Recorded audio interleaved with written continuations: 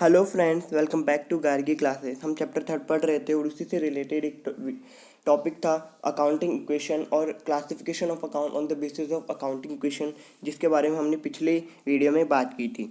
और आज के इस वीडियो में मैं बात करूंगा अकाउंटिंग इक्वेशन से रिलेटेड कुछ क्वेश्चंस के बारे में। इस वीडियो को देखने के बाद आपको अकाउंटिंग इक्वेशन से रिलेटेड किस तरह से क्वेश्चन पूछे जाते हैं और उन्हें कैसे सॉल्व किया जाए वो आपको अच्छे से समझ में आ जाएगा। तो चलो वीडियो शुरू करते हैं। तो देखिए क्वेश्चन क्या है हमारा। क्वेश्चन है, show the accounting equation on the basis of the following transaction and prepare balance sheet on the basis of last new equation. हमें जो ये ट्रांजेक्शन दिए हुए हैं इनके बेसिस पे हमें अकाउंटिंग इक्वेशन को बनाना है या इन ट्रांजेक्शन को अकाउंटिंग इक्वेशन में शो करना है। और जो लास्ट नई इक्वेशन आएगी, लास्ट की जो इक्वेशन बनेगी उसके बेसिस पे हमें एक बैलेंस शीट भी तैयार करनी है। तो देखिए सबसे पहला ट्रांजेक्शन क्या है कि स्टार्टेड बिजनेस विथ कैश, मतलब हमने बिजनेस स्टार्ट किया है कैश से। तो इसकी एंट्री क्या होगी। सबसे पहले तो मैं बता दूं, हम एक अकाउंटिंग इक्वेशन का फॉर्मेट तैयार करेंगे जिसमें सबसे पहला कॉलम सीरियल नंबर, ट्रांजेक्शन्स, फिर इसके बाद में अकाउंटिंग इक्वेशन होती क्या है, asset equal to liability plus capital. वही हम यहाँ पे करने वाले। असेट्स का एक कॉलम बनाएंगे और इक्वल लगा के लाइबिलिटी और कैपिटल का कॉलम बनाएंगे। ठीक है, तो असेट में जैसे कैश है वो असेट में आता है, राइट। तो हम असेट कैश को असेट में इंक्लूड करेंगे। और जैसे क्रेडिटर हो गए वो हमारी लाइबिलिटी होती है, उसे हम लाइबिलिटीज़ की कॉलम में इंक्लूड करेंगे। ये तो हो गए इसके ट्रांजेक्शन, इसके फॉर्मेट की बात। अब बात करते हैं हमारे जो क्वेश्चन था, जो ट्रांजेक्शन है वो। क्वेश्चन क्या है कि स्टार्टेड बिजनेस विथ कैश 1,50,000, 1,50,000 से हमने बिजनेस को स्टार्ट किया है। तो देखिए सबसे पहले ये कौन से सीरियल नंबर का है, वो फर्स्ट सीरियल नंबर है, वो लिख दूँ। इसके बाद में ट्रांजेक्शन के कॉलम में हमें क्या लिखना है कि स्टार्टेड बिजनेस विथ कैश, क्योंकि बिजनेस स्टार्ट किया है कैश से, तो ये हमें लिखना होगा कि ये हमने लिख दिया। इसके बाद में असेट्स है, असेट का एक कॉलम बनाया है, लाइबिलिटीज और कैपिटल में कॉलम बनाया है। असेट के एक कॉलम में हमने कैश का एक कॉलम बनाया है, क्योंकि कैश असेट में आती है, राइट। तो असेट में आएगी तो हम 1,50,000 कैश में इंक्रीज कर देंगे। इसी के साथ में अगर हमारे बिजनेस में असेट इंक्रीज हो रही है, बिजनेस में कैश आता है, तो हम जब फर्स्ट टाइम कुछ इंट्रोड्यूस करते हैं तो हमारा कैपिटल भी इंक्रीज होता है। इसीलिए यहाँ पे हमारा जो कैपिटल है वो भी इंक्रीज हो गया और इधर कैश भी जो इंक्रीज हो गया। बस इस चीज़ का ध्यान रखना है कि अकाउंटिंग इक्वेशन को सॉल्व करते हुए कि assets is equal to liability plus capital का जो सम है, जो टोटल है वो इक्वल होना चाहिए। तो देखिए फर्स्ट ट्रांजेक्शन का क्या हुआ कि 1,50,000 यहाँ पे आ रहा है, 1,50,000 यहाँ पे आ रहा है, दोनों इक्वल हो गए। ठीक है, इसके बाद में अगला ट्रांजेक्शन क्या है। अगला ट्रांजेक्शन है परचेज गुड्स फॉर कैश 60,000, 60,000 में हमने गुड्स परचेज किया है, वो भी कैश में। ठीक है, तो जब हमारा जो गुड्स होता है वो भी एक तरह से हमारी असेट होती है। ठीक है, तो हमने असेट में एक और कॉलम बनाया स्टॉक का। स्टॉक गुड्स एक ही होते हैं, ठीक है। एक स्टॉक का एक कॉलम बनाया। इसके बाद में क्या किया कि हमने 60,000 का जो गुड्स है वो इंक्रीज हो रहा है, तो 60,000 यहाँ पे इंक्रीज कर दिया। देन आफ्टर हम उसे कैश में खरीद रहे हैं, तो कैश में खरीदेंगे तो हमारा कैश कम होगा, तो हम क्या करेंगे कैश में से उसे कम कर देंगे। तो 60,000 यहाँ पे से कम कर दिया, राइट। तो यहाँ पे जो नई इक्वेशन बनी, तो कैश का तो क्या हो गया 90,000, ये 60,000 और इस पर कुछ इफेक्ट हुआ नहीं। तो देखिए अभी भी दोनों इक्वल चल रहे हैं, राइट। ठीक है, इसके बाद में तीसरा ट्रांजेक्शन क्या है। तीसरा ट्रांजेक्शन है purchase furniture for cash. Furniture purchase किया गया है कैश में, कितने रुपए का, 37,500 रुपीज़ का। 37,500 में हमने फर्नीचर खरीदा है। फर्नीचर भी हमारी असेट होती है, उसे भी असेट का एक कॉलम में ही इंक्लूड करेंगे, तो फर्नीचर को इंक्लूड किया है यहाँ पे। ठीक है, इसके बाद फर्नीचर हमने परचेज किया है तो वो इंक्रीज होगा, प्लस कर दिया उसे 37,500 से उसे प्लस कर दिया, राइट। ओके, 37,500 से उसे प्लस कर दिया। देन हम उसे कैश में खरीद रहे हैं, राइट। तो कैश में खरीदेंगे तो हमारा जो कैश है वो कम होगा। जहाँ पर हमने स्टॉक भी लेस किया था अमाउंट को, वहाँ यहाँ पर फिर से हम उसे कैश को लेस कर देंगे, 37,500 को फिर से लेस कर दिया। ठीक है, इसके बाद में जो नई इक्वेशन आएगी, 90,000 में से 37,500 जब लेस किया तो हमारे पास कैश तो कितना बच गया, 52,500 का। इसके बाद में स्टॉक है वो कितना रह गया, 60,000 का, राइट। और जो हमने फर्नीचर परचेज किया है वो 500 का रह गया। ओके, ये हो गया तीसरे ट्रांजेक्शन का। अब चलते हैं अगले ट्रांजेक्शन की तरफ। अगला ट्रांजेक्शन है परचेज गुड्स ऑन क्रेडिट ₹30,000। 30,000 में हमने गुड्स को परचेज किया है। ओके, तो हमने क्रेडिट के बेसिस पे परचेज किया है तो गुड्स तो इंक्रीज हो जाएगा। ओके, गुड्स इंक्रीज हो गया, 30,000 से हमने इंक्रीज कर दिया। अगर यहाँ पर हमने गुड्स को कैश में खरीदा होता तो क्या करते, कैश में से कम कर देते, लेकिन यहाँ पे हमने उसे काय में खरीदा है, क्रेडिट बेसिस पे, उधार में खरीदा है, तो हमारे जो क्रेडिटर हैं वो बढ़ जाएंगे, हमारी लाइबिलिटी इंक्रीज हो जाएगी। तो यहाँ पर एक लाइबिलिटीज़ का कॉलम बन गया। लाइबिलिटीज़ के कॉलम में हमने क्रेडिटर को इंक्लूड किया और उसमें 30,000 को राइट कर दिया या ऐड कर दिया उसमें। ठीक है, तो देखिए नई इक्वेशन क्या हो जाएगी, कैश हमारा उतना ही रहेगा 52,500, राइट। इसके बाद में हमने स्टॉक भी परचेज किया है। स्टॉक पहले 60,000 परचेज किया था, अब 30,000 का और कर दिया, तो टोटल स्टॉक कितने का हो गया हमारे 90,000 का। इसके बाद में अभी तक हमारे कोई डेटर हुआ नहीं है और फर्नीचर हो गया 37,500 का। इसी के साथ लाइबिलिटीज़ में जो हमारे इंक्रीमेंट हुआ है वो क्या हुआ, 30,000 का जो क्रेडिटर है वो इंक्रीज हुआ है।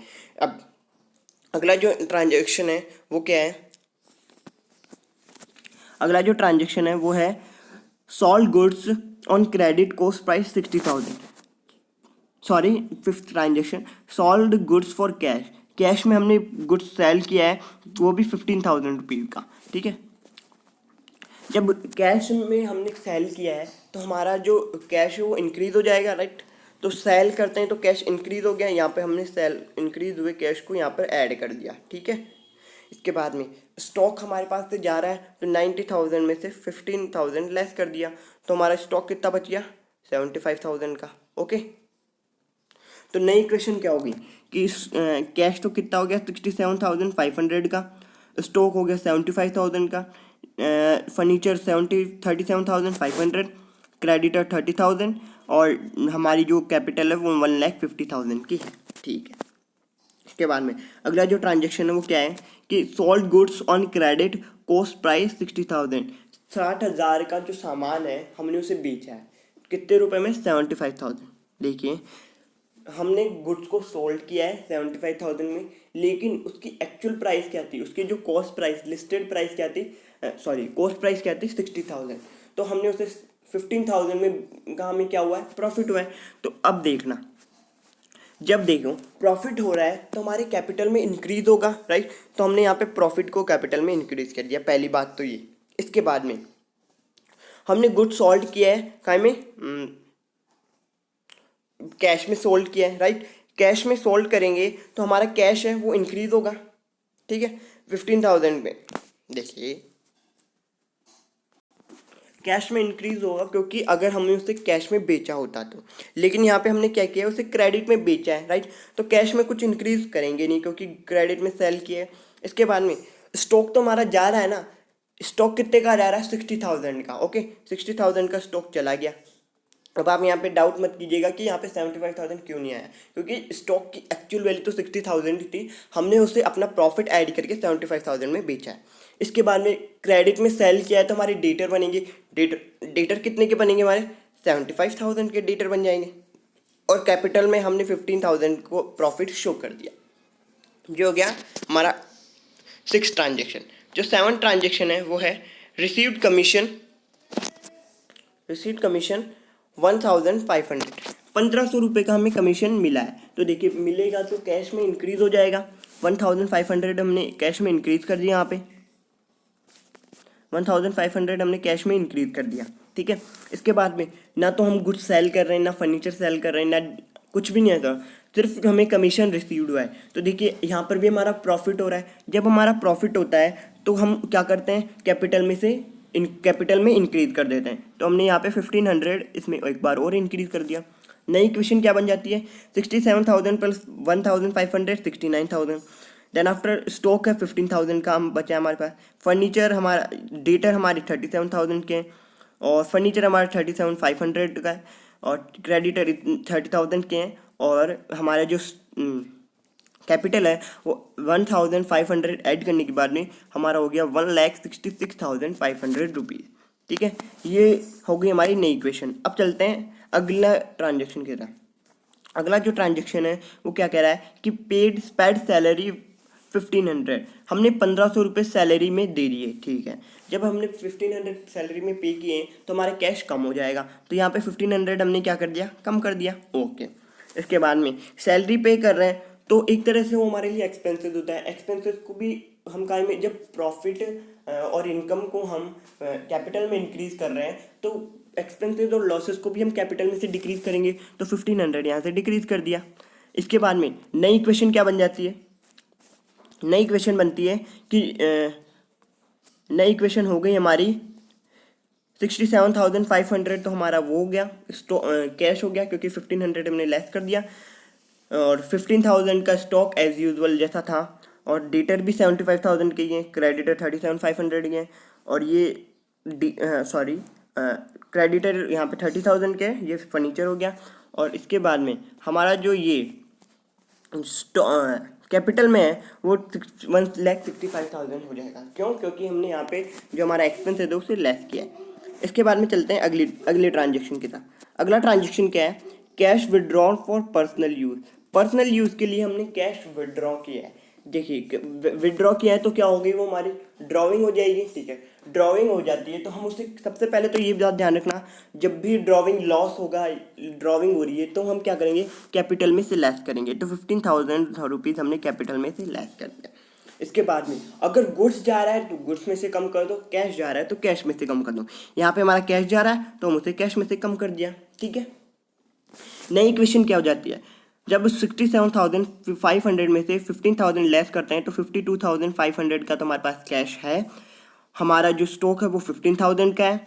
देन आफ्टर हमारी डेटर हैं 75,000 के, हमारी जो फर्नीचर है वो 37,500 का, और क्रेडिटर्स हमारे 30,000 के, और 1,65,000 में से 50,000 लेस किया तो हमारा 1,50,000 बच गया हमारा कैपिटल, ठीक है। ये हो गया 9 ट्रांजेक्शन। अब चलते हैं अगले ट्रांजेक्शन की तरफ। अगला जो ट्रांजेक्शन है वो क्या कह रहा है कि पेड टू क्रेडिटर्स कितने रुपए, 15,000 रुपीज़ हमने क्रेडिटर्स को दे दिए, ठीक है। तो देखिए क्रेडिटर्स को दूंगा मैं तो हमारा कैश में से कुछ कम होगा, 15,000 कैश में से फिर से कम हो गया हमारा टोटल। जब 52,500 में से 15,000 फिर से लेस करूँगा तो 37,500 का हमारा कैश बच जाएगा। इसके बाद में जो स्टॉक है वो ऐसा एज यूजुअल रहेगा, ठीक है, और हमारी डेटर भी एज यूजुअल सी रहेंगे, और हमारा जो फर्नीचर है वो भी एज यूजुअल जैसा था वैसा ही रहेगा। इसके बाद में हमने क्रेडिटर्स को पे किया है तो हमारे क्रेडिटर कम होंगे, क्रेडिटर्स कम होंगे तो हम 15,000 में से लेस कर दिया, और 15,000 हमारे फिर से क्रेडिटर बाकी और बचे हैं, और कैपिटल में इसका कोई इफेक्ट नहीं होगा।